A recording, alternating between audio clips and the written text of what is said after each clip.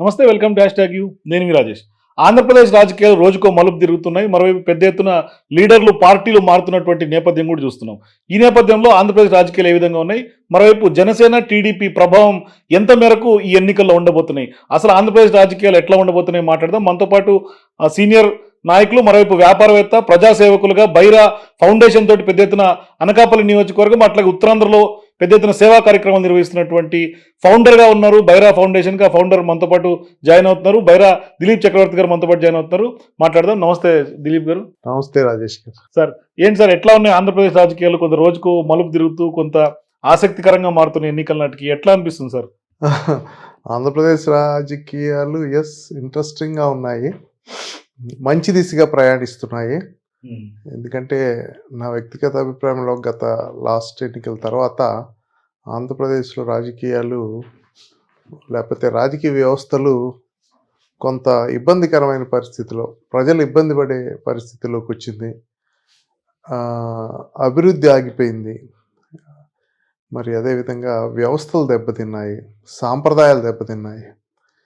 పోలవరం పూర్తి కాలేదు, రాజధాని అనేది లేని అనాథ స్టేట్ లాగా అయిపోయింది. అట్లా ప్రత్యేక హోదా ఊసెత్తేవాళ్ళే లేరు. చివరికి ఏంటంటే వ్యవస్థలు ఎంత బలహీనం అయిపోయినాయి అంటే, ఇప్పుడు పంచాయతీ ఎలక్షన్లో ప్రతిపక్ష పార్టీలు పోటీ చేసే పరిస్థితి కూడా లేదు. వాళ్ళని భయపెట్టి నానా రకాలుగా ఒత్తిళ్ళు గురి చేసి అన్ని ఏకగ్రీవాలు చేసి అసలు పోటీ చేయకుండా, చంద్రబాబు నాయుడు గారు లాంటి బలమైన నాయకుడు కూడా అసలు పోటీ చేయొద్దు అనే పిలుపునిచ్చే ఒత్తిడి, అంటే ఉపయోగం లేదని ఇట్లా కేసులు పెట్టడం, వ్యక్తిత్వ హననం, రకరకాలుగా. అంటే అసెంబ్లీ పరిస్థితి చూస్తే ఘోరంగా తిట్టుకోవడం, వెకిలిగా మాట్లాడటం, అంటే సాంప్రదాయాలకు తిలోదకాలు ఇచ్చారు. అసెంబ్లీలో డిబేట్స్ జరగట్లా. ఎవరన్నా ప్రతిపక్షాలు కానీ ఏదైనా సబ్జెక్ట్ మీద ఎవరన్నా మాట్లాడితే వ్యక్తిగత దాడులు, వరస్ట్గా మాట్లాడటము, లేకపోతే ఏ కులం వాళ్ళకి ఆ కులాలు పెట్టి మాట్లాడించటము, ఇట్లాంటివన్నీ గత 5 ఏళ్ళలో వచ్చిన కొత్త విషయాలు. ఆంధ్రప్రదేశ్ అసెంబ్లీ అంటే ఒకప్పుడు పుచ్చలపల్లి సుందరయ్య, వావిలాల గోపాలకృష్ణయ్య గారు, లేకపోతే వెంకయ్య నాయుడు గారు, జైపాల్ రెడ్డి గారు, వీళ్ళందరూ చాలా చక్కగా డిబేట్లు జరిగాయి. ప్రభుత్వం కూడా కొంత అడ్జస్ట్ అవుతా మంచి చట్టాలు వచ్చాయి.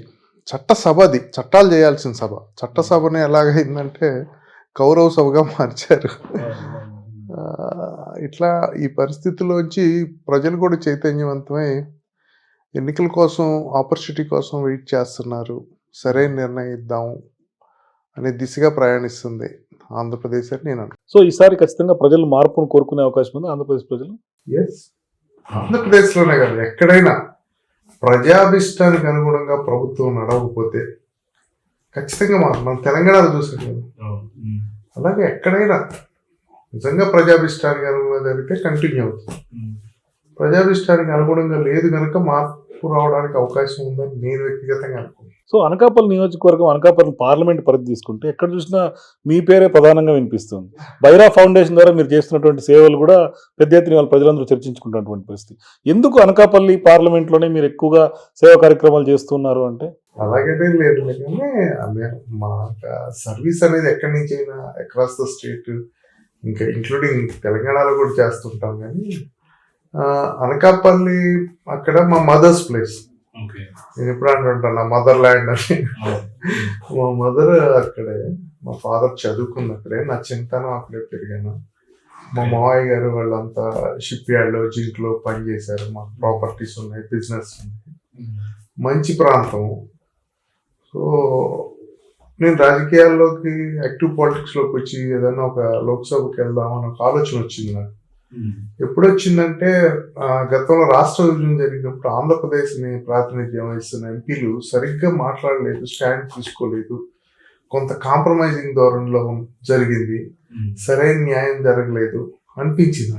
గట్టిగా మాట్లాడేవాళ్ళు, సబ్జెక్ట్ ఉన్నోళ్ళు, అట్లా ఏం మిస్ అయ్యాం, ఎందుకు అట్లా తలుపులు మూసి వన్ సైడెడ్గా స్టేట్ సెపరేట్ అయింది అని ఒక భావన నాకు కలిగి, అరే మంచి ఎడ్యుకేటెడ్ వాళ్ళు రాలేదు, అందువల్ల ఇలా జరిగిందేమో అనే ఒక భావన వచ్చింది.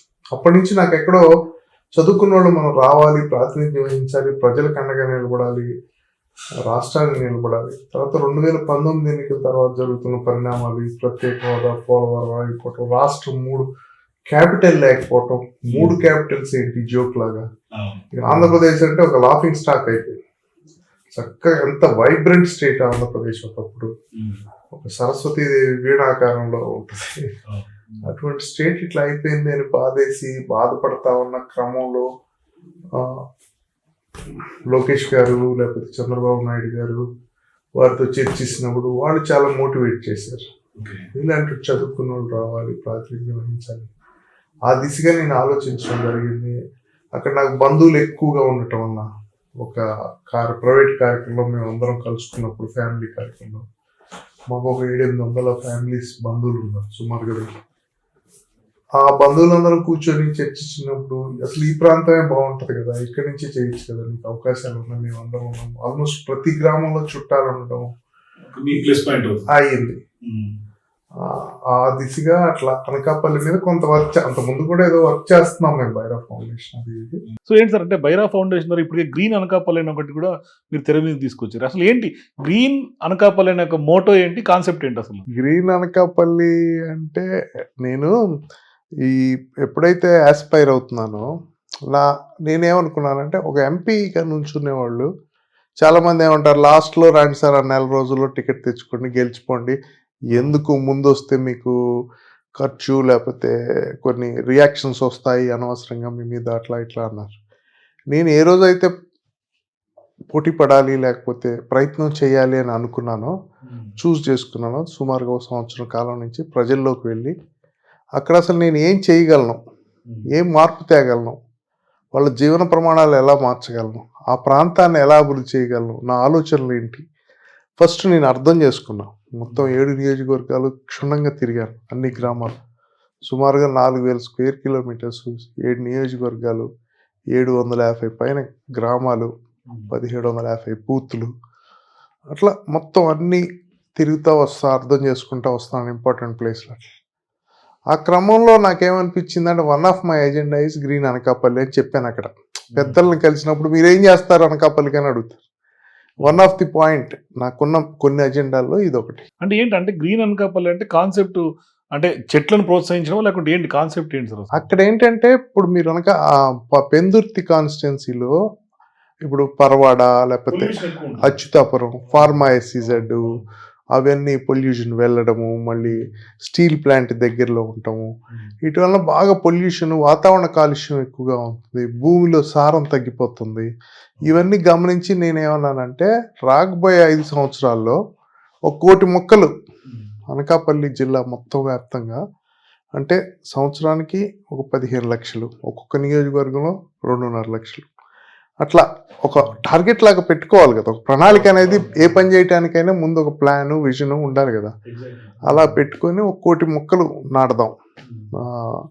సీడ్ బౌల్స్ అంటారు కదా ఫారెస్ట్, ఆ సీడ్ బాల్స్ ఇట్లా వేస్తే ఆ ప్రాంతం అంతా ఈ పొల్యూషన్ తగ్గించవచ్చు, ఆక్సిజన్ రిచ్ అవుతుంది, ప్రజల ఆరోగ్యం. సో రైనీ సీజన్ లో ఆ సీడ్ బాల్స్ బాంబింగ్ చేశారా?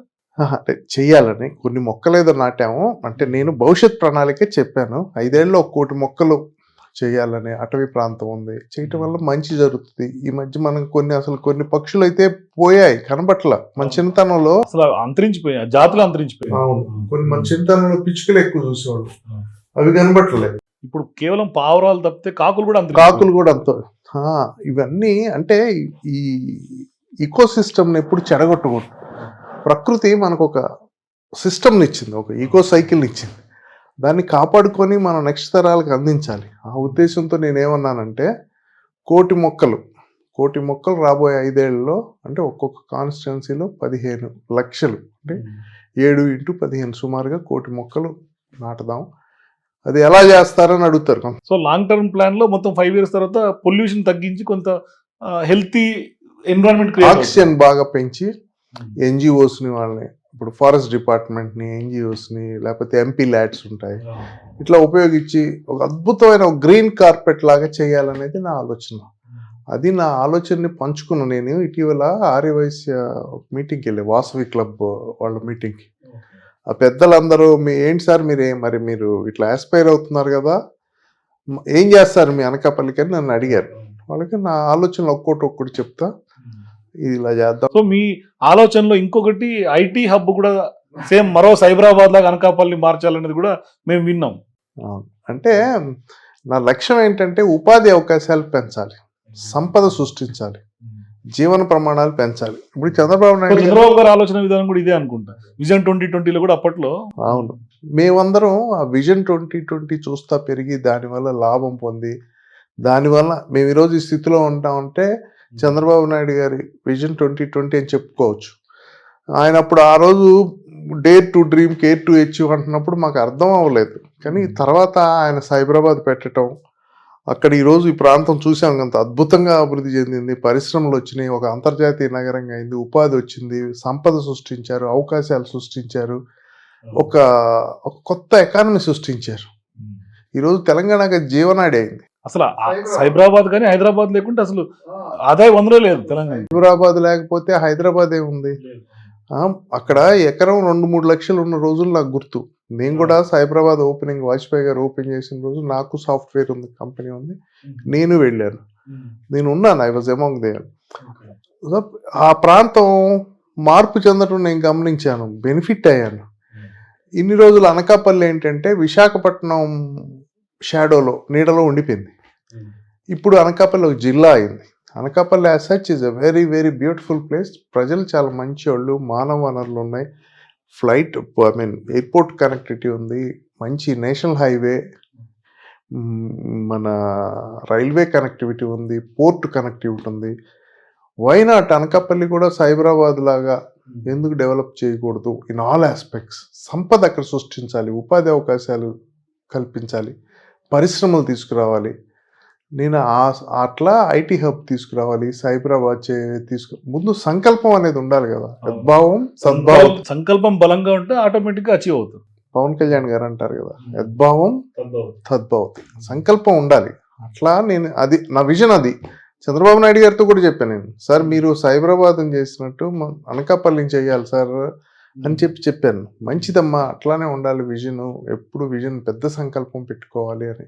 దాన్ని ప్రజల్ని భాగస్వామ్యం చేయాలి, ప్రజలు దీవించి ఆశీర్వదిస్తే ఖచ్చితంగా సైబరాబాద్ లాగా చేసి ఆ ప్రాంతాన్ని ఆర్థిక ఉన్నత స్థితికి తీసుకొచ్చి అక్కడ ప్రజల జీవన ప్రమాణాలు, ఆర్థికపరమైన అభివృద్ధి, అవకాశాలు, వాళ్ళ పిల్లలు ఎక్కడో వెళ్లకుండా అక్కడే పని చేసుకునే విధంగా ఆల్రెడీ, ఎందుకంటే పాసిబిలిటీ ఉంది అక్కడ, అద్భుతమైన ఫార్మాసిటీ ఉంది, 200 కంపెనీలు ఉన్నాయి, గొప్ప గొప్ప సిమెంట్ ఫ్యాక్టరీలు ఉన్నాయి, రామ్కో, చెట్టినాడు, మహా సిమెంట్, అట్లాంటివి ఎన్నో ఉన్నాయి. ఇవిగా కెమికల్, డెక్కన్ అనే ఒక పెద్ద కెమికల్ ఫ్యాక్టరీ ఉంది, లారస్ ల్యాబ్స్ అని ఉన్నాయి, ఇన్ని పరిశ్రమలు ఉన్నాయి.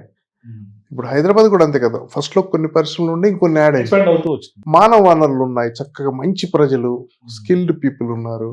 సో అక్కడ మనం ఐటీ తీసుకొస్తే ల్యాండ్ ఉంది, అద్భుతంగా అభివృద్ధి చెందుద్దని నేను బలంగా నమ్ముతున్నాను. అవకాశం వస్తే ఖచ్చితంగా చేసి చూపిస్తాను. సో యువత పరంగా తీసుకుంటే మీ గోల్ ఏంటి సార్? అంటే యువత ఎటువంటి ఆపర్చునిటీస్ మీరు క్రియేట్ చేయాలనే లక్ష్యం మీకు ఉంది? యువతకు సంబంధించి ఫస్ట్ ఏంటంటే ఉపాధి అవకాశాలు, ఉద్యోగాలు తీసుకురావాలి. నేను లారస్ ల్యాబ్స్ అని ఒక పెద్ద కంపెనీ, అందులో 9,000 మంది పనిచేస్తారు. ఆ చైర్మన్ గారు సత్యనారాయణ గారు, సార్ మీరు లోకల్ వాళ్ళకి అవకాశాలు ఇవ్వండి అని. దిలీప్ ఒకటి అబ్జర్వ్ చేసావా? ఏంటి సార్ అంటే, ఇంత ఫార్మా ఎస్సీజెడ్ ఉంది, ఇక్కడ ఫార్మా కాలేజీ లేదు, పిల్లలు కనుక ఫార్మా కాలేజీ పెట్టి చదువుకుంటే మేమే ఉద్యోగాలు ఇస్తాం. 1. నెంబర్ 2, వాళ్ళు చదువుకొని మామూలు ఎందుకు ప్రభుత్వం ఇప్పుడు దాకా ఆ దిశగా అడుగులు వేయలేదు? గమనించలా, ఎవరు గమనించలా. నేను అబ్జర్వ్ చేసి ఈ మధ్య దాని గురించి పదే పదే మాట్లాడి ప్రజలు చైతన్యమా, నేను నా అజెండాలో అదొకటి, ఫార్మా కాలేజ్ తీసుకురావాలి. అంటే బ్యాక్వర్డ్ ఉంటే అది ఫార్వర్డ్గా జాబ్స్గా మారుతుంది పిల్లలు. అట్లా ఇట్లాంటి గ్యాప్స్ ఉన్నాయి. నెంబర్ 2 ఏంటంటే, ఒకవేళ ఫార్మా వాళ్ళు కానీ ఏదైనా గ్రాడ్యుయేట్స్ కానీ ఉంటే వాళ్ళు కూడా ఉద్యోగాల అవకాశాలు పొందడానికి ఏంటంటే నైపుణ్యంలో, స్కిల్స్లో కొంత గ్యాప్ ఉంది. ఆ గ్యాప్ ఫిల్ చేయడానికి నేనేం చెప్పానంటే, మా బైరా ఫౌండేషన్ ద్వారా training centre, skills knowledge centres చేసి వాళ్ళు కొంత పాలిష్ చేసి ఇండస్ట్రీ రిక్వైర్మెంట్కి వాళ్ళు ప్రజెంట్ స్కిల్స్కి మధ్య గ్యాప్ ఉంటుంది. ఆ గ్యాప్ ఫిల్ చేసి మంచి ట్రైనింగ్ చేసి వాళ్ళకి ఇస్తాం సార్ అంటే, అది చేయండి. ప్రజెంట్ నాకు ఎన్నో 100 కెమిస్ట్రీ జాబ్లు అవసరం ఉందని అన్నారు. అట్లాంటి అవకాశాలు ఉన్నాయి. సో ఎనీవే నేను అనేది ఏంటంటే, ఉపాధి అవకాశాలు, మంచి పరిశ్రమలు తీసుకొచ్చి ఆ పరిశ్రమలో స్థానికులకు ఉండేటట్టు చేసి, నెంబర్ 2 ఐటీ తీసుకొస్తే అది చాలా మంది అక్కడ వాళ్ళు హైదరాబాద్లో అక్కడ పనిచేస్తున్నారు, వర్క్ ఫ్రమ్ హోమ్ అక్కడి నుంచే పనిచేస్తారు. నాకు తెలిసిన వాళ్ళు కొన్ని వందల మంది ఉన్నారు. ఇంకా వీళ్ళందరినీ సమీకరించి ఐటీకి కూడా తీసుకొస్తే అక్కడ ఉపాధి అవకాశం. నెక్స్ట్ ఏంటంటే ఈ అనకాపల్లి జిల్లాలో అసలు క్రీడలకు పెద్ద ప్రాముఖ్యత ఇవ్వట్లా. నేను ఈ మధ్య ఆలోచించానంటే ఇప్పుడు ఎన్టీఆర్ స్టేడియం అని ఉంది అనకాపల్లి, చక్కగా మంచి క్రీడలకు ప్రోత్సహించి వాళ్ళని కొంచెం క్రీడలు వీటి పట్ల ఆసక్తి చూపించి, ఈరోజు చూస్తున్నాం కదా అందరు ఫోన్లో చూసుకుంటా టైం వేస్ట్ అయిపోతుంది. క్రీడలకు ఎంకరేజ్ చేయాలి. పీపుల్ చాలా I mean skilled people, talented people ఉన్నారు. నేను గణేష్ గారని ఒక ఆయన కలిసాను చోడవరంలో. ఆయన వీళ్ళని అందరినీ తీసుకొచ్చి ఆర్మీకి తయారు చేస్తున్నాడు. అబ్బాయి కూడా వెరీ యంగ్, అందరికి ఆర్మీ ఎగ్జామ్స్కి అది హెల్ప్ చేస్తా, డిఫెన్స్ వాటికి గణేష్ అని. అంటే ఆ రకంగా క్రీడలకు కూడా ఒక కెరియర్ లాగా. అక్కడి నుంచి మా చుట్టాలు ఒక ఆయన వేణుగోపాల్ అని క్రికెటర్ ఉన్నాడు అక్కడే మన గాజువాక్లో మింది దగ్గర. ఆయన ఇండియాకి ఆడారు. అటువంటి వాళ్ళని తీసుకొచ్చి ఒక క్రికెట్ అకాడమీ పెట్టి అక్కడి నుంచి ఆ ప్రాంతం నుంచి చీఫ్ సెలెక్టర్ గా ఉన్నాయని కూడా వైజాగ్ ఆయన ఇండియాకి సంబంధించిన ప్రసాద్ గారు వైజాగ్. వేణుగోపాల్ అయితే అసలు గాజువాకే పక్కనే మామూలు చిన్న మధ్యతరగతి కుటుంబం నుంచి వచ్చి ఇండియాకి ఆడాడు ఆయన. అటువంటి వాళ్ళని తీసుకొచ్చి, లేకపోతే మన అంబటరాయుడు ఉన్నారు, అంబటరాయుడు గారిని, ఇటువంటి వాళ్ళని తీసుకొచ్చి మంచి క్రికెట్ అకాడమీ పెట్టి ఐపీఎల్లో ఆడితేనే ఎంతో డబ్బులు వస్తుంది, వాళ్ళ జీవన ప్రమాణం మిగతా వాళ్ళకి ఇన్స్పైరింగ్గా ఉంటారు. నాకు ఇంకా చాలా మంది ఫ్రెండ్స్ ఉన్నారు, సైనా నెహ్వాల్ ఉన్నారు. అట్లాంటి వాళ్ళని తెచ్చి టెన్నిస్ అకాడమీ స్టార్ట్ చేయొచ్చు. క్రీడలను బాగా ప్రోత్సహించాలనేది. మన వాళ్ళు ఎక్కువ క్రికెట్ ఇష్టపడతారు కనుక క్రికెట్ ఒక్కటే కాదు కెరీర్, ఇంకా చాలా గేమ్స్ ఉన్నాయి, మంచి కెరీర్గా చేయొచ్చు. ఇటువంటి వాళ్ళని తీసుకొచ్చి అకాడమీస్ పెట్టించి, ఒక క్రికెట్ కోచింగ్ అకాడమీ, ఒక టెన్నిస్ అకాడమీ, ఇట్లాంటివి పెట్టి మంచి అథ్లెట్స్ని తయారు చేయొచ్చు. చాలా మంచి కెరీర్ ఉంటుంది, వాళ్ళకి జాబ్స్ వస్తాయి, గవర్నమెంట్ జాబ్స్ ప్లస్ కెరియర్ కూడా. ఈవెన్ సెంట్రల్ గవర్నమెంట్ లో కూడా స్పోర్ట్స్ సపరేట్ కోటా ఉంటుంది. అట్లా ఇప్పుడు రాంచీ నుంచి మన ఈయన ధోని ఎంత పొజిషన్ కొట్టు సామాన్యమైన, అట్లాంటి స్టోరీలను తీసుకురావాలి. అట్లా ఒకళ్ళు వస్తే ఇంకో 10 మంది వస్తారు. నా విజన్ అది. అంటే ఎప్పుడు చదువు ఇదే కాదు, క్రీడల్లో కూడా తేవాలి అనేది ఒక లక్ష్యం. మీ అనకాపల్లి అయినా లేకుంటే వైజాగ్ ఉత్తరాంధ్ర ప్రాంతం తీసుకుంటే పెద్ద ఎత్తున సముద్ర తీర ప్రాంతం, అక్కడ మత్స్యకారులు అత్యధిక సంఖ్యలో ఉంటారు. మీకు కూడా కొంత కనెక్షన్స్ ఎక్కువగా స్వర్ణకారులు కానీ మత్స్యకారులతో కానీ ఉన్నట్టుగా కొంత ఉంది. అయితే ఏంటి సార్ వాళ్ళ పట్ల మీకున్నటువంటి, అంటే వాళ్ళని ఏ రకంగా వాళ్ళకి ఇంకా బెటర్గా చేయొచ్చు అనేది మీకున్నటువంటి ఆలోచన? Let us talk first about fishermen. మత్స్యకారుల గురించి మాట్లాడుకుందాం, తర్వాత స్వర్ణకారుల దగ్గరికి వస్తాను. మత్స్యకారులు ఏంటంటే చాలా పేదరికంలో ఉన్నారు. వాళ్ళు ఏంటంటే ఒక్క ప్రొఫెషనే చేస్తున్నారు, చేపలు పట్టడం. ఇటుపక్క ఎల్లమంచిలి, లేకపోతే పూడి మడక, అటుపక్క మన పాయకరావుపేట, ఇటుపక్క అంట సముద్ర తీరం ఉంటుంది. చాలా చిన్న చిన్న గ్రామాల్లో ఉంటారు. బంగారమ్మపేట అని ఒక ప్రాంతంకి వెళ్ళాను నేను. అట్లానే ఇటీవల పూడి మడక అని వెళ్ళాను. అక్కడ అందరు మత్స్యకారులు యూత్ అందరు వచ్చారు. నాకు పాపం చాలా మద్దతు ప్రకటించి, సార్ మీలాంటి వాళ్ళు కావాలి అని. చాలా మంచి వాళ్ళు, కానీ వాళ్ళు they are talking only about fishing. అంటే వాళ్ళకి అది తప్ప వేరే తెలీదు. సముద్రంలో చేపలు పట్టడం అదే చెప్తున్నారు. ఓకే, ఆ ప్రాబ్లమ్స్ ఉన్నాయి. వాళ్ళకి జెట్టీలు కావాలి, కోల్డ్ స్టోరేజ్ కావాలి, లేకపోతే అక్కడ వాళ్ళకి హాస్పిటల్స్ కావాలి, మంచి స్కూల్స్ కావాలి. నేనేం చెప్పానంటే వాళ్ళకి, మీ మత్స్యకారులు బాగా చదువుకొని ఐఏఎస్లు, ఐపీఎస్లు, లేకపోతే మీరు సాఫ్ట్వేర్ ఇంజనీర్స్ కావాలి. అది చాలా దగ్గర అచ్యుతాపురానికి, SEZకి. మీరు కూడా ఇట్లా పరిశ్రమలు పెట్టే స్థాయికి రావాలి, సమాజంలో మీరు ఉన్నతమైన స్థానానికి రావాలి, కింద నుంచి పైకి రావాలి. వైనాట్ ముత్యాల రాజు గారు అని ఒక ఆయన ఐఏఎస్ ఆఫీసర్, మంచి ర్యాంకర్, బిలో 100 వచ్చింది. మత్స్యకారుల కమ్యూనిటీ నుంచి మన ఏపీలోనే ఉన్నారు. నేను అది చెప్పాను, మత్స్యకారులు అట్లా అభివృద్ధి చెందాలి, ఆ దిశగా కూడా ఆలోచించండి అని చెప్పి వాళ్ళని ప్రోత్సహించాను. అపార్ట్ ఫ్రమ్ దట్ అక్కడ నేవీ వాళ్ళు కొంత ఎక్స్పాండ్ చేస్తున్నారు డిఫెన్స్. వాళ్ళు ఎఫెక్టెడ్ ఏరియాస్, కొన్ని విలేజెస్ తీసేసుకుంటున్నారు. వాళ్ళు లోపల వీళ్ళని ఫిషింగ్ చేయకుండా ఆపేస్తున్నారు. జనరల్గా ఏంటంటే అప్ టు 9 to 10 kilometers వీళ్ళు ఫ్రీగా మామూలు బోట్స్ ఉన్నోళ్ళు చేసుకోవచ్చు. అక్కడికి ట్రాలీస్ రాకూడదు. ట్రాలీస్ ఆ 9-10 kilometers తర్వాత చేయాలి. వాళ్ళేమో ఇటు వచ్చేస్తారు, ఫిషింగ్ బోట్స్ పెద్ద ట్రాల్. వీళ్ళకి ఉపాధి పోతుంది. ప్లస్ జెట్టీలు లేవు పాపం వీళ్ళకి, మంచి ఇల్లు లేవు. సైక్లోన్స్ అయ్యి వచ్చి పడిపోయినప్పుడు వీళ్ళు 60 days సముద్రంలోకి వెళ్ళరు. చేపలు బ్రీడింగ్ టైం ఆ టైంలో వెళ్ళరు, అప్పుడు వీళ్ళకి ఉపాధి దొరకట్లేదు. ఇట్లా ప్లస్ ఏంటంటే దళారీలు ఎక్కువైపోయారు, కోల్డ్ స్టోరేజ్ లేకపోతే తక్కువ కొని వాళ్ళు బాగుపడుతున్నారు. వీళ్ళు ఆర్థికంగా ఏంటంటే వాళ్ళ పేరెంట్స్ చేపలు పట్టి సర్వైవ్ అయ్యారు, మళ్ళీ వీళ్ళు చేపలు పెట్టి సర్వైవ్ అవుతున్నారు. ఇంకా అదే కాదు కదా, ఇప్పుడు మా ఫాదర్ ఎక్కడో చిన్న ఫార్మరు, అక్కడి నుంచి కష్టపడి చదువుకొని ఒక లాయర్ అయ్యి ఒక ఇప్పుడు మేము ఆ ప్లాట్ఫామ్ నుంచి పైకి వెళ్ళాలి, అట్లా ఉండాలి అని నేను వాళ్ళని మోటివేట్ చేసి చెప్పాను. బాపు నాయుడు గారని పూడిమడకలో పెద్ద మనిషి ఉన్నారు, వాళ్ళ ఇంటికి వెళ్తే ఒక 1000 మంది దాకా ఆ విలేజ్ వాళ్ళందరూ వచ్చారు, యూత్. ఐ టోల్డ్ దెమ్, మేము ఉన్నాం మీకు, మీరు పైకి రండి, సమాజంలో మీరు కూడా మంచి నాయకులు, ఆర్థికంగా ఎదగాలి, రాజకీయంగా ఎదగాలి, ఉన్నతమైన పదవులు, లక్ష్యాలు పెద్దవి పెట్టుకోండి, మీకు మేము అండగా ఉంటామని మత్స్యకారులకు చెప్పాను అనమాట. అది నా విజన్. అంటే ఇప్పుడు ఈ స్వర్ణకారుల విషయం తీసుకుంటే జ్యువెలరీ పార్క్ అని కూడా మీకు ఏదో ఆలోచన ఉన్నట్టుగా కూడా తెలుస్తుంది. అంటే ఆ జ్యువెలరీ పార్క్ ఉద్దేశం ఏంటి సార్? నేను అనకాపల్లి టౌన్లో ఒకరోజు ఏదో ఒక గుడికి వెళ్ళాను, రామాలయం అని. ఆ ఎదురే స్వర్ణకారులంతా ఒక స్ట్రీట్లో ఉంటారు, చిన్న చిన్న చిన్న చిన్న షాపులు పెట్టుకొని.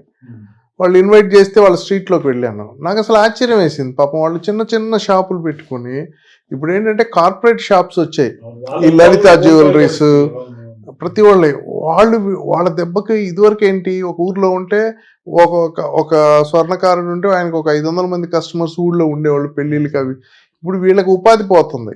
అంటే ఇప్పుడు హ్యాండ్ మేడ్ జ్యువెలరీ కూడా తగ్గింది సార్, కొంచెం చేయించుకోవడం కూడా తగ్గిపోయింది. కానీ యాక్చువల్గా వీళ్ళు కార్పొరేట్ షాపులు కూడా వీళ్ళ చేతి చేయించుకొని కొంటుంటారు. వాళ్ళ పరిస్థితి చాలా ఘోరంగా ఉంది. అపార్ట్ ఫ్రమ్ దట్ ఈ పోలీసులు, ట్యాక్స్ వాళ్ళు మాటికి వాళ్ళని ఇబ్బంది పెట్టడం, పాపం వాళ్ళకి రుణ సౌకర్యం ఉండదు. పోనీ ఏంటి ఇంత చిన్న చిన్న కొత్త ఇన్స్ట్రుమెంట్లు కొనుక్కొని చేయొచ్చు కదా అంటే మూలధనం ఉండదు, వాళ్ళకి డబ్బులు ఉండవు, పెట్టుబడి పెట్టేవాళ్ళు లేరు, లోకల్గా ఎక్కువ ఇంట్రెస్ట్ తీసుకుంటే చితికిపోతారు, ఏదో సర్వైవ్ అవుతున్నారు. అట్లానే ఏటికొప్పాకని బొమ్మలు చేస్తారు, ఆ విలేజ్లో ఉన్నారు విశ్వబ్రాహ్మణులు. వాళ్ళు బంగారం చేయరు, బొమ్మలు చేస్తారు. అక్కడ ఒక 1000 ఫ్యామిలీస్ ఉన్నాయి. నేను వాళ్ళకి అందరికి ఏం చెప్పానంటే, ఓకే లెట్స్, మీరు ఒకటేంటంటే వాళ్ళకి రుణ సదుపాయం తీసుకురావటం, వాళ్ళకి హెల్త్ కేర్ చూడటం, వాళ్ళ పిల్లలు చదువుకునేటట్లు. అపార్ట్ ఫ్రమ్ దట్ ఒక జ్యువెలరీ పార్క్ లాగా ప్లాన్ చేస్తే, ఈ స్వర్ణకారులు చాలా మంది ఉన్నారు కదా, వాళ్ళందరిని అక్కడ పెట్టి గవర్నమెంట్ ఒక కోఆపరేటివ్ సొసైటీ లాగా పెట్టి కొంత ముడి సరుకు ఇచ్చి వాళ్ళ చేతి చేయించి ఈ కార్పొరేట్ షాపులకు అమ్మటం. అలాగే ఇప్పుడు మన రైల్వేస్లో IRCTC ఉంటుంది చూడండి, ఆన్లైన్ వెబ్సైట్ తయారు చేస్తే వీళ్ళు ఆన్లైన్లో వాళ్ళ చేసిన వస్తువులు పెట్టి అమ్ముకొని నేషనల్ ఇంటర్నేషనల్ మార్కెటింగ్ కూడా చేయొచ్చు. అది అంటే స్కోప్ ఉంది, చేసుకోవాలి, గవర్నమెంట్ సపోర్ట్ ఉండాలి పాపం. అది వ్యక్తులు, ప్రైవేట్ వ్యక్తులు, సామాన్య వ్యక్తులు కాకుండా గవర్నమెంట్ కూడా సంకల్పించి, ఏంటంటే ఇట్లాంటి చంద్రబాబు నాయుడు గారు చాలా ప్రోయాక్టివ్గా ఉంటారు. ఆయనకు ఒక ప్లాన్ ఇచ్చేసారి ఇక్కడ జ్యువెలరీ పార్క్ పెడదాం, వీళ్ళు ఉన్నారు, చేద్దాం, హెల్ప్ చేద్దాం అంటే ఆయన చాలా ఇంట్రెస్టింగ్ ఉంటారు, కొత్త. అందుకని నేను అది వాళ్ళతో మాట్లాడాను జ్యువెలరీ పార్క్ గురించి, అది కొద్దిగా చర్చనీయాంశం అయింది. వాళ్ళు కూడా చాలా ఇంట్రెస్ట్ చూపించారు. సార్ మీరు మాకు అండగా ఉండండి, మీకు మేము అండగా ఉంటాం, జ్యువెలరీ పార్క్ గురించి మీరు వచ్చాక వర్క్ చేద్దామంటే ఎస్, సెంట్రల్ గవర్నమెంట్తో మాట్లాడి ఒక జ్యువెలరీ పార్క్ ప్లాన్ చేయొచ్చు. అట్లానే కదా ఉపాధి అవకాశాలు, దానికి బ్యాక్ ఎండ్ ఒక ITI తెచ్చి ఈ స్కిల్స్ రిక్వైర్డ్ అని అక్కడ ఎడ్యుకేషన్ లా చేసి కంటిన్యూ చేయొచ్చు. అదే నా వ్యవసాయ రంగం విజయం ఎట్లా ఉంది సార్? అంటే అక్కడ వ్యవసాయ రంగం కూడా కొంత ఆధారపడేటువంటి చాలా మంది ఉన్నారు, కొంత ఎక్కువ మంది. దాని మీద ఎట్లా ఉంది మీ విజన్? అక్కడ ఏంటంటే చాలా మంచి అక్కడ షుగర్ కేన్, చెరుకు పండిస్తారు మేజర్. మీకు తెలుసు కదా, Anakapalli is known for jaggery, బెల్లం, చెరుకు పండిస్తారు, ఎక్కువ చెరుకు. తర్వాత తమలపాకులు, వరి. ఈ మధ్య ఏమైందంటే ఈ చెరుకు షుగర్ ఇండస్ట్రీస్ ఏటికొప్పాక, లేకపోతే మన ఈ గోవాడ, మన తుంపాల, అక్కడ షుగర్ ఫ్యాక్టరీస్ అని సిక్కై మూసారు. దానివల్ల చెరుకు విస్తీర్ణం జరిగింది. చెరుకు అనేది అనాదిగా ఏంటంటే ఈ పంటలు ఒక ప్రాంతంలో పట్టడానికి ఒక రీజన్ ఉంటుంది. ఇప్పుడు సముద్ర తీరం కాబట్టి తుఫాన్లు లేకపోతే ఈ గాలులు తట్టుకొని చెరుకు కొంచెం బలంగా ఉంటుంది, తక్కువ పెట్టుబడి, ఒకసారి వేస్తే 2-3 ఏళ్ళు తీయచ్చు రీప్. అందువల్ల ఆ చెరుకు మంచి కమర్షియల్ కాప్ లాగా బాగుంటుంది.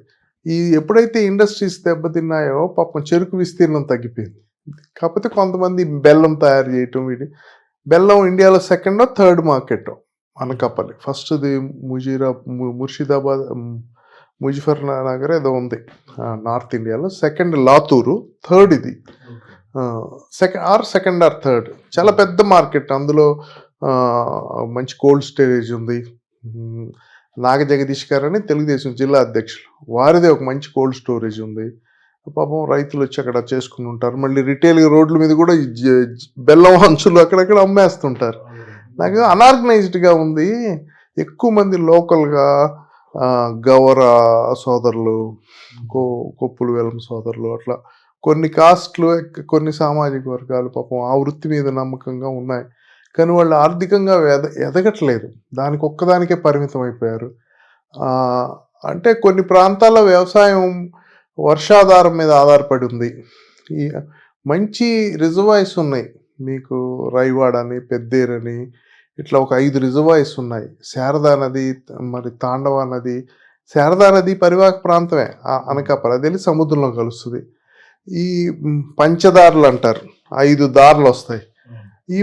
ఇవన్నీ ఉన్నాయి అక్కడ. వాటర్ సోర్స్ బాగుంది, పుష్కలంగా ఉంది. దాన్ని సరిగ్గా వినియోగించుకొని రైతులకి వాటర్ అందించగలిగి, అదిను రైతులు ఏంటంటే ఇంకా ట్రెడిషనల్ కాదు, ఈ పెస్టిసైడ్స్ ఎక్కువ వాడటం, ఫర్టిలైజర్స్ ఎక్కువ వాడటం. దానికన్నా నేను సేంద్రీయ వ్యవసాయం చేయాలి, వానపాములు, వర్మీ కంపోస్ట్ లాంటిది.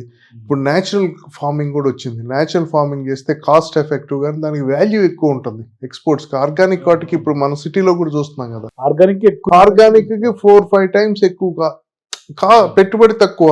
పైగా వీళ్ళు పాపం దళారీలుగా అమ్ముకోకుండా కొంచెం కోల్డ్ స్టోరేజ్ ఫెసిలిటీస్, వీళ్ళకి రుణ సదుపాయం, ఇన్సూరెన్సు, ఇట్లాంటి రైతు కూలీలు కానీ, రైతులు కానీ, లేకపోతే కౌలు రైతులు కానీ, వీళ్ళని ప్రొటెక్ట్ చేయాల్సిన అవసరం ఉంది. మొన్న ఎవరో ఒక రైతు, అసలు మాకు వ్యవసాయం అస్సలు ఏమి లేదు సార్ ఈ రోజుల్లో, రైతులు గిట్టుబాటు ధర లేదు, మొత్తం దళారీలు దోచుకుపోయేదే ఎక్కువ ఉంది. గిట్టుబాటు ధర లేదు. ఇప్పుడు మొన్న మిచాంగ్ దిపాన్ వచ్చింది, మేము అక్కడే ఉన్నాం. మా బైరా ఫౌండేషన్ తరఫున సహాయ కార్యక్రమాలు కూడా చేసాం. పాపం కొంతమందికి వెళ్తే మాకే వాళ్ళు ఏడ్చేస్తున్నారు. అంత రెడీగా వరి బాగా పండే టైంకి ఆ తుఫాన్ వచ్చి, ఎస్పెషల్లీ మన ఎలమంచిల్లో, మన ఇటుపక్క పాయకరావుపేట నియోజకవర్గం, ఈ సముద్రానికి దగ్గర ఉన్నదే బాగా దెబ్బతినంది. ఏదో 2-3 రోజులు 4-5 వెళ్ళారు, చేశారు, కానీ ఓవరాల్గా బాగా నష్టం వచ్చింది. ఇట్లాంటి రైతుకు అండగా నిలబడాలి.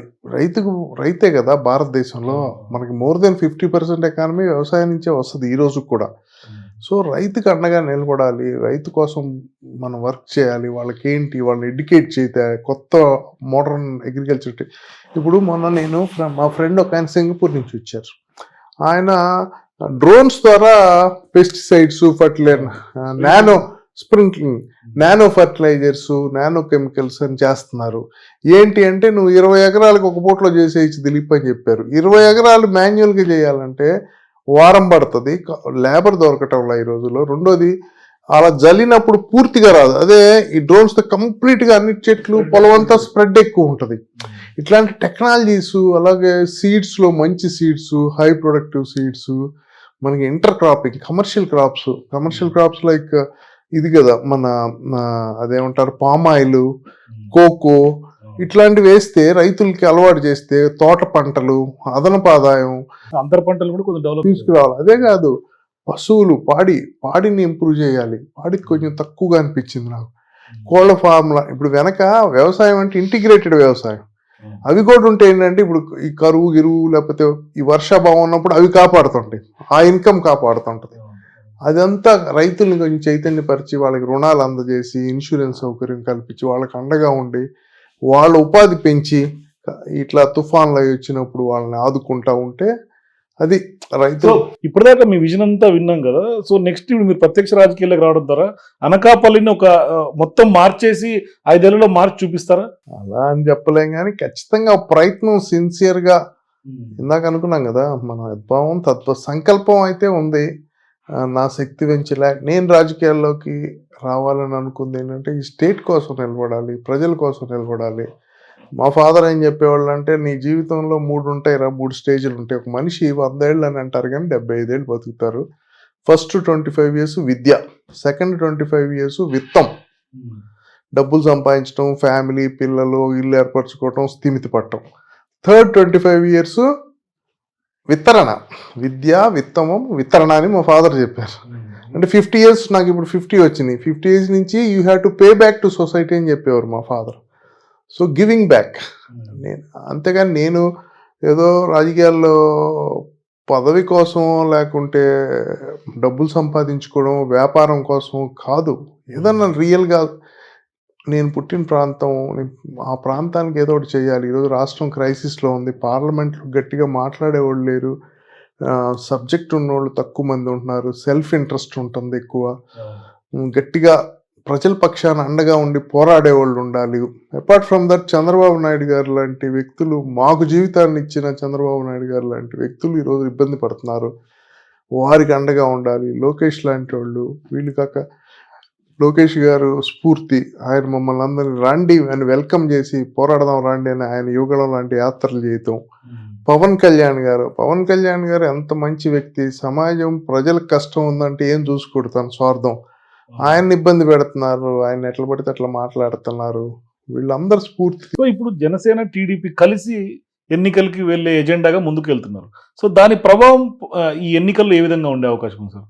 చాలా బలంగా ఉంటుంది, చాలా బలంగా ఉంటుంది. ఎందుకంటే టీడీపీ అనేది ఒక స్ట్రక్చర్డ్ ఆర్గనైజ్డ్ క్యాడర్ ఉన్న పార్టీ. చాలా, నేను ఈ మధ్య చూసి చాలా ఆశ్చర్యం వేస్తుంది. చాలా గ్రామ స్థాయి, బూత్ స్థాయి వరకు కూడా చక్కగా స్ట్రక్చర్డ్ ఆర్గనైజ్డ్ పార్టీ. జనసేన ఒక యూత్ ఫోర్స్, ఒక బలమైన కొత్తగా ఎమర్జింగ్ ఫోర్స్. ఈ రెండు ఎమర్జ్ అయ్యి, ఈ రెండు కలిసి సినర్జైజ్ అయ్యి ఈరోజు రాష్ట్ర ప్రజల కోసం పోరాటానికి సిద్ధమైన మంచి విజయం సాధిస్తుందని నేను అనుకుంటున్నాను. వై నాట్ 175 అనేది జగన్ నినాదం. అది అసలు చాలా తప్పండి. అది చాలా statement it self irritates me lot. చాలా అహంకారపూరితమైన స్టేట్మెంట్. ఎట్లా వస్తుంది? సరే, అసలు రావాలనే అనుకోకూడదు. ప్రతిపక్షం కూడా ఉండాలి కదా. ప్రతిపక్షం అనేది ఉండాలి. There is a famous saying, power corrupts, absolute power corrupts absolutely అంటారు.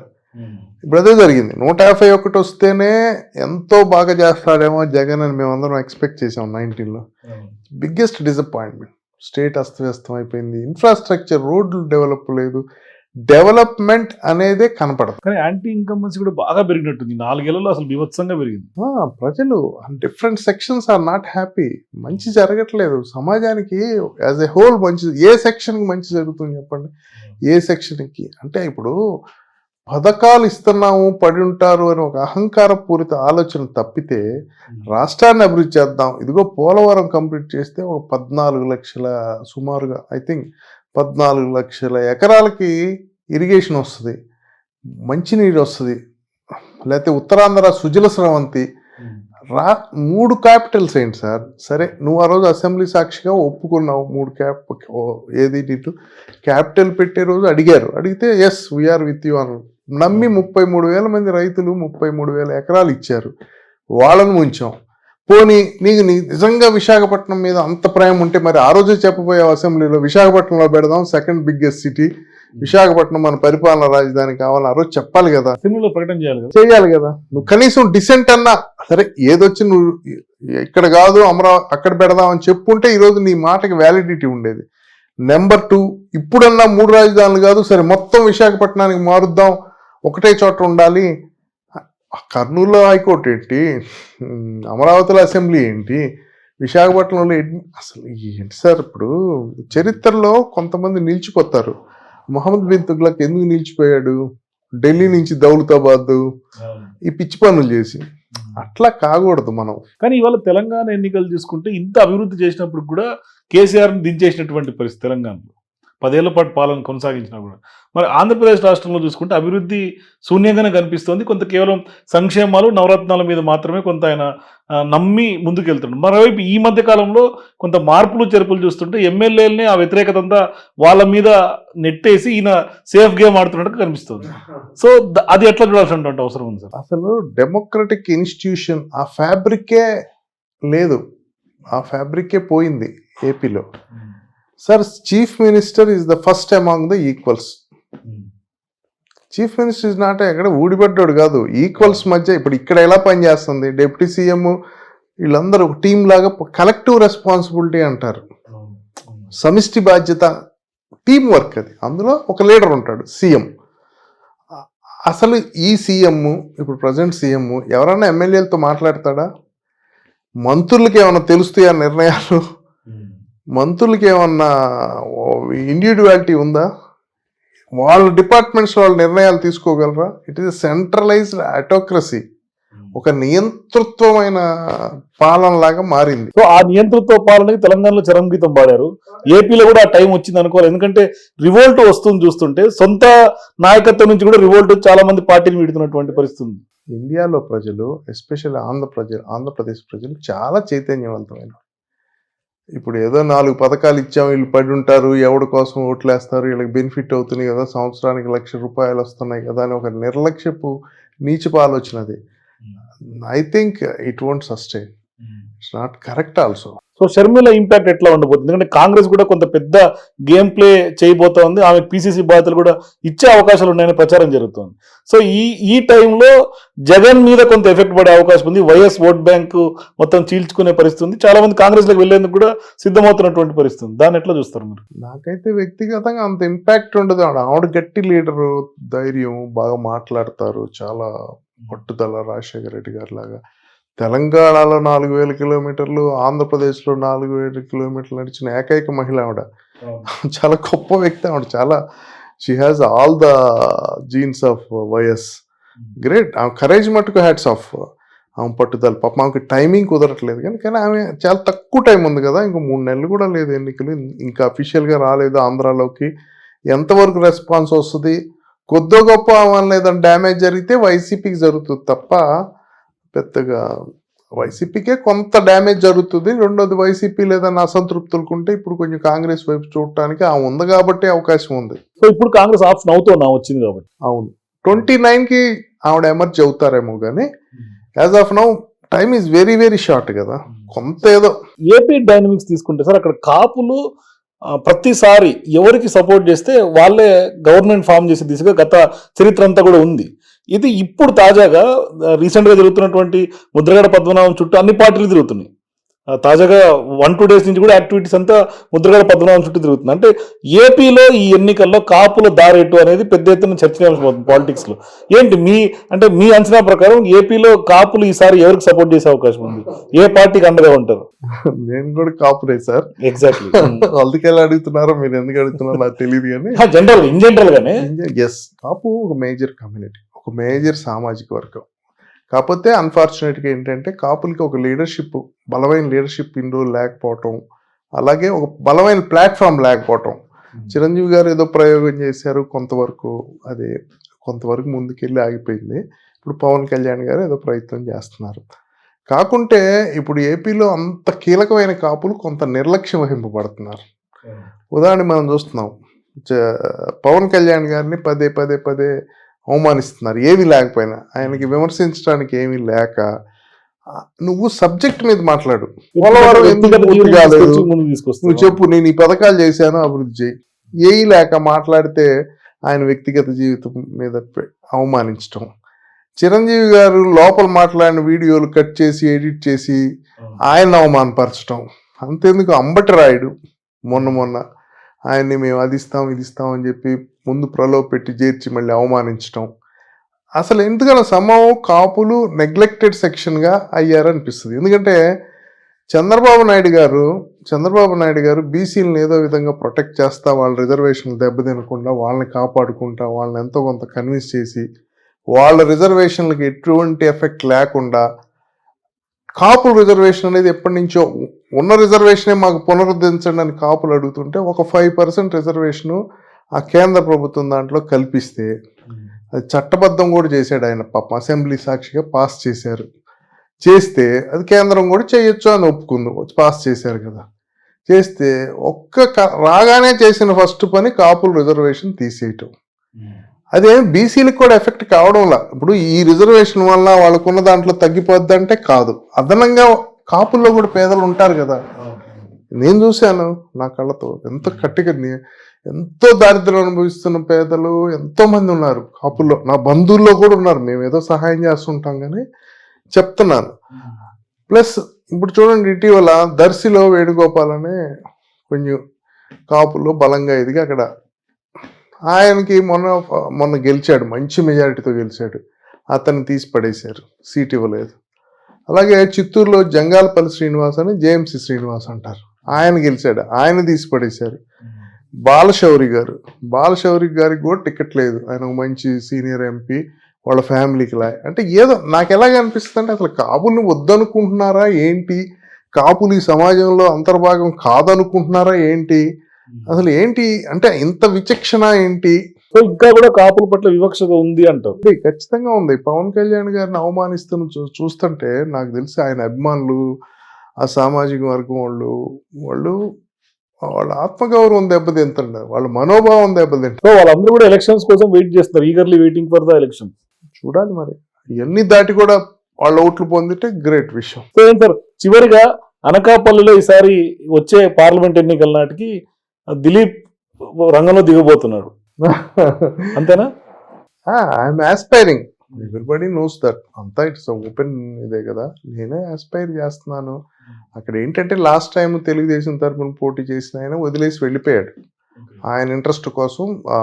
విశాఖ డైరీ ఆనంద్ వాళ్ళు పెద్ద కుటుంబం, వాళ్ళు ఎప్పుడు తెలుగుదేశం, వాళ్ళ ఫాదర్ తులసిరావు గారు ఆయన తెలుగుదేశం సింపథైజర్ ఫస్ట్ నుంచి, తెలుగుదేశం అండదండలతో గ్రో అయ్యారు.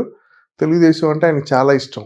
ఎందుకంటే సడన్గా ఎన్నికలు అయిపోయాక పోటీ చేసి, ఎన్నికలే వదిలేశారు ఏదో అంటారు, పోటీ చేసి ఎన్నికలు అయిపోయాక వైసీపీలోకి వెళ్ళారు. అక్కడ గ్యాప్ ఉంది, అక్కడ అభ్యర్థి అది గ్యాప్ ఉంది. సరే ఒక ప్రయత్నం చేద్దాం, ఏదైనా మనకి అవకాశం దొరికితే. అక్కడ రిప్రజెంట్ మా మదర్ ల్యాండ్, మా మదర్ వాళ్ళు రిలేటివ్స్ చాలామంది ఉండటం వల్ల, ప్లస్ నేను ఈ లాస్ట్ 6 monthsలో 1 yearలో ప్రజల్లోకి వెళ్ళి కలుస్తుంటే చాలా మంచి ప్రజలు, thanks to them, million thanks to them, చాలా మంచి ప్రజలు, చాలా బాగా ఆదరిస్తున్నారు. వాళ్ళు నన్ను ఒకరిని చేసుకొని ఎంకరేజ్ చేసి వెన్ను తట్టి, నీకు అండగా ఉంటాం దిలీప్, నీలాంటి వాళ్ళు రావాలి, చదువుకున్న వాళ్ళు, we're waiting for people like you అన్నట్టు వాళ్ళు మెసేజ్ ఇస్తున్నారు. So I'm aspiring there. So గెలుపు అవకాశాలు ఎట్లా ఉండే అంటారు?